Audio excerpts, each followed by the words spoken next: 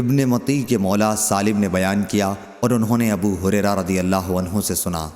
انہوں نے بیان کیا کہ جب خیبر فتح ہوا تو مال غنیمت میں سونا اور چاندی نہیں ملا تھا، بلکہ گائے، اونٹ، سامان اور باغات ملے تھے۔ پھر ہم رسول اللہ صلی اللہ علیہ وسلم کے ساتھ وادی القریٰ کی طرف لوٹے۔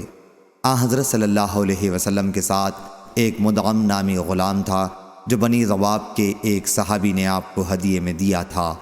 وہ حضرت صلی اللہ علیہ وسلم کا کجاوا اتار رہا تھا کہ کسی نامعلوم سمت سے ایک تیر آ کر ان کے لگا۔ لوگوں نے کہا مبارک ہو شہادت، لیکن حضور صلی اللہ علیہ وسلم نے فرمایا ہرگز نہیں، اس ذات کی قسم جس کے ہاتھ میں میری جان ہے، جو چادر اس نے خیبر میں تقسیم سے پہلے مال غنیمت میں سے چرائی تھی وہ اس پر آگ کا شعلہ بن کر بھڑک رہی ہے۔ یہ سن کر ایک دوسرے صحابی ایک یا دو تسمے لے کر حضرت صلی اللہ علیہ وآلہ وسلم کی خدمت میں حاضر ہوئے اور عرض کیا کہ یہ میں نے اٹھا لیے تھے۔